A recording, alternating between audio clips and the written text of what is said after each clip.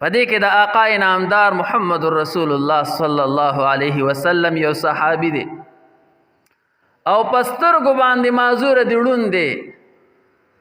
عبدالله ابن ام مکتوم رضی الله تعالی عنه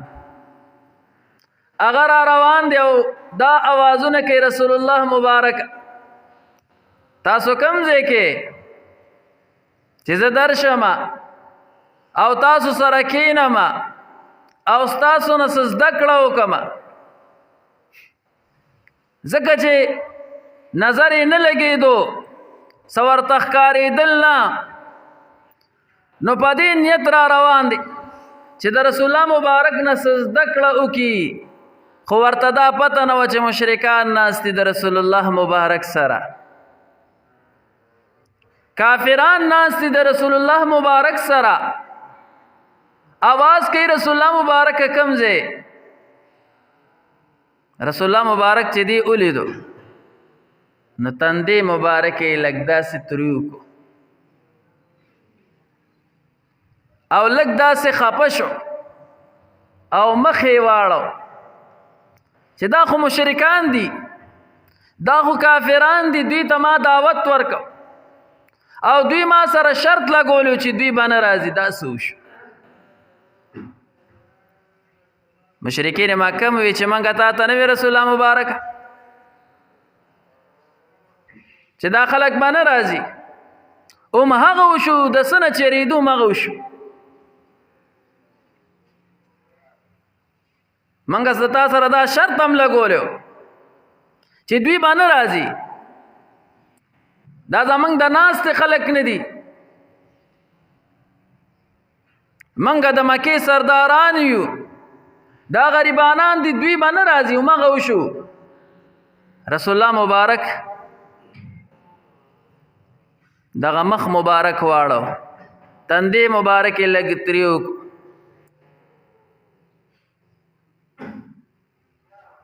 الله رب ذوالجلال په آقا انعامدار محمد رسول الله صلی الله علیه وسلم باندې مکمل صورت نازل کو عبس وتولى ان جاءه الاعمى عبس پاک پیغمبر ته آقا انعامدار محمد رسول الله صلی الله علیه وسلم ته الله رب ذوالجلال د غایب صيغه دلته راوړه علما به پوهیږي طالبان به پوهیږي چې عبس د غایب صيغه ده او حالان کې رسول الله مبارک ته خطاب دی عبسا الله رب ذوالجلال عتاب کوي نو رسول الله مبارک ته د خطاب صيغه نه راوړي عبسا آقا انعامدار محمد رسول الله صلی الله علیه وسلم مبارک الله رب ذوالجلال بیان فرمای عبسا تندې تروي کو وتولى او وګرځېد مخې واړو ان جاءه الاعمى دا چراغ ړوند عبدالله ابن ام مکتوم رضی الله تعالی عنہ راغه وما يدريك لعله يزكى او تا ته څه پته لګي رسول الله مبارک کې دې چې دې پاکي حاصلون او يذكر فتنفعه الذکر یا پند او نصیحت اخلی او دته دا پند او نصیحت نفع ورکی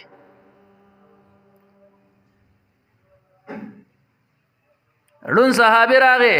الله رب ذوالجلال بیان فرمایي تا ته مخوړ تا ته ثبت لګي محبوب زما سوکتی اے قائن انعامدار محمد رسول الله صلی الله علیه وسلم عبدالله ابن ام مکتوم رضی الله تعالی عنہ مبارک الله رب ذوالجلال عتاب کوي رسول الله مبارک ته غصه کوي زما د صحابین دی ولی مخواړو زما د محبوب بنده نه دی ولی مخواړو آقا انعامدار محمد رسول الله صلی الله علیه وسلم بچ بیا کله دقه عبدالله ابن ام مکتوم رضی الله تعالی عنہ د رسول الله مبارک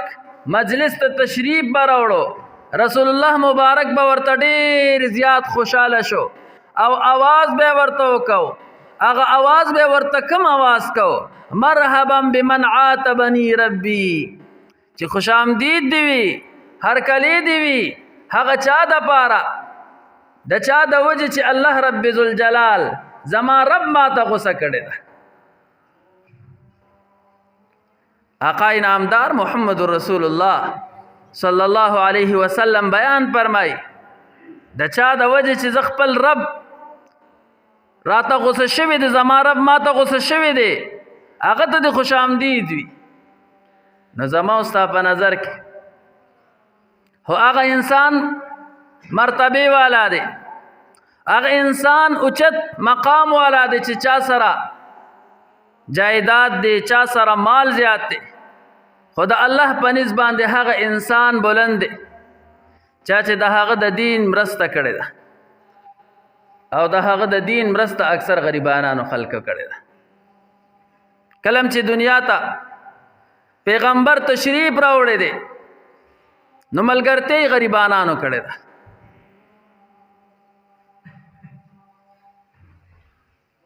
دغه غریبانان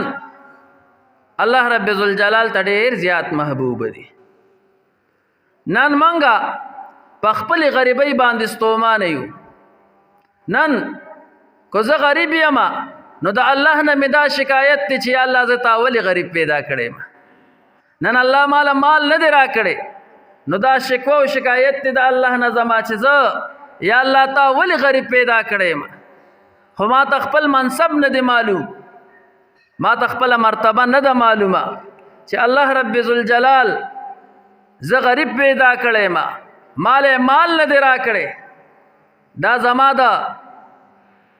الله رب ذوالجلال د ذلیل کولو اراده نه ده کړې بلکې زما د اوچتولو اراده کړې.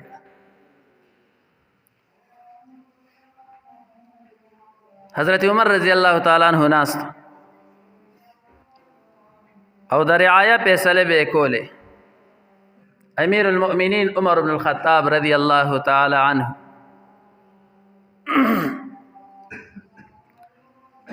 خلق براتلل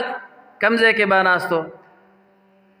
عدالت به کم ځای کې جمعات عدالتم جمعات عبادت خانم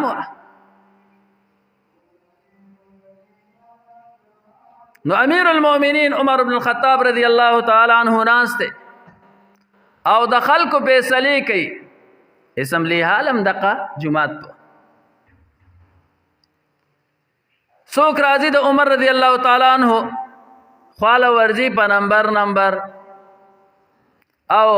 امیر المؤمنین عمر بن الخطاب رضی الله تعالی عنہ د خپل رعایا فیصله کوي ټول په نمبر باندې ناستي یو کس به نمبر نه ورځي لوی صحابه پکې ناستي پدې کې بلال حبشي رضی الله تعالی عنہ راغی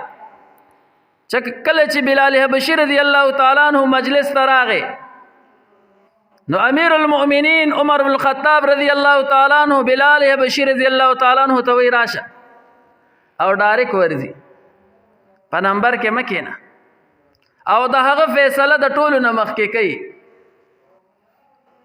نو په مجلس کې ابو سفیان رضی الله تعالی عنہ ناست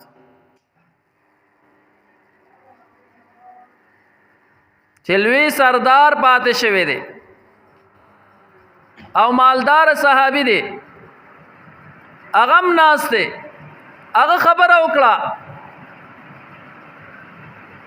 چې موږ دلته ناست یو په نمبر کې ناست یو څومره وخت وشو څومره ټایم وشو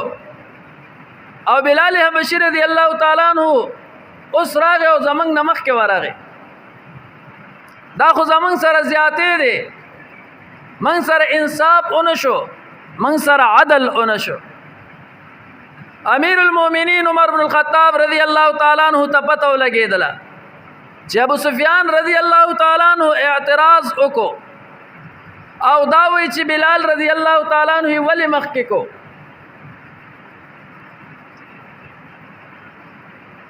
حضرت عمر رضی الله تعالی عنہ ابو سفیان رضی الله تعالی عنہ راو ورته وی ابو سفیان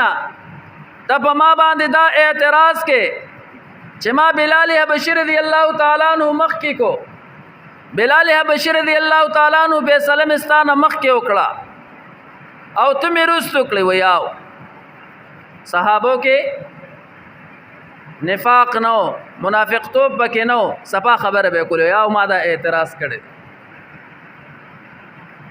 عمر بن الخطاب رضی الله تعالی عنہ ورته فرمایل وای اے ابو سفیان نن ته په ما باندې دا اعتراض کې چې ما ستانه بلال حبشي رضی الله تعالی عنہ وړاندې کو مخکې مې کو دا هغه فیصله مستانه مخکې وکړه دا اعتراض کو نن ته په ما باندې کې نو سباله د قیامت په ورځ باندې دا اعتراض ته په الله رب ذوالجلال باندې وکا زکا چې دا بلال حبشي رضی الله تعالی عنہ با دا فقرا صحابه بستانه مخکې د مالدارا صحابونا د مالدار مسلمانانو نه 1500 کال مخکې زی نو دا اعتراض ته په الله رب ذوالجلال باندې موکا چې هغه ستانه 1500 کال ولې وړاندې جنت ته داخلي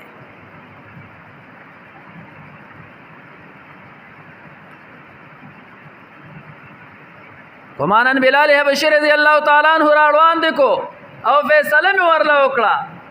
نو الله رب ذوالجلال دې وړاندې کړي دستانه دغه غریبانان صحابه تاسو نه الله پاک وړاندې کړي دي نن منګه په خپل فقر باندې په خپل غریبۍ باندې ستومان یو او وایو د غریبۍ نه تنګ شو او سکه ډیر بے غیرت او بکیدادي وي پزان باندې تیل واړو لوزان او سوځو زویم دم عجیب خبره ده ولی وای ما ته روټه نه ملاويږي زما بچیوږي دي ته د هغه صحابون الویزوانه چا به په دوه کجورو باندې په یو کجوره باندې تمام ورځ سبا کوله تمام شپه به سبا کوله تمام ورځ به تیروله هغه خزان باندې تیل نه وړولې هغه خزانونه نو سېزلې خدا د په الله باندې عقیده محکمه نه ده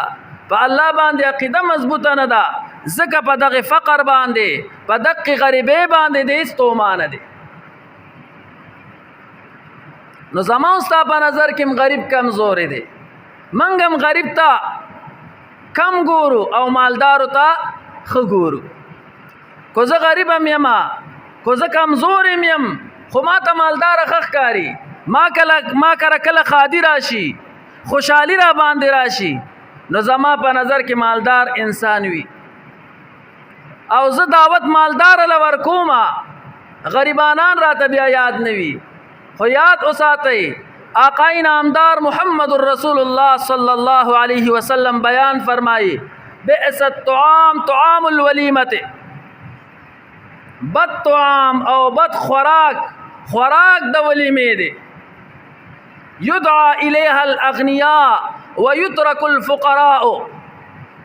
آقای نامدار محمد رسول الله صلی الله علیه وسلم بیان فرمائی يدعى إليها دق ترابل لکیگ الاغنیاء مالدار خلق ور ترابل لکی ويترك الفقراء او پری خودلی شي غریبانان غریب انسان د څوک د خاده وي دی به مال سره وړي او دی به مال سوکي زمونږ په نظر کې خو مالداري چې راشي مال سره کی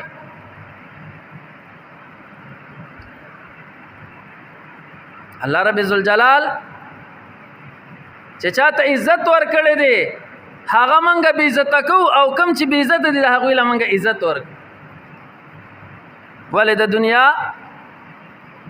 طالبین د دنیا طلب کوونکي الدنيا جيفه وطالبها كلاب دنیا خو مردار د دې طلب کوونکي د سپي دي سپي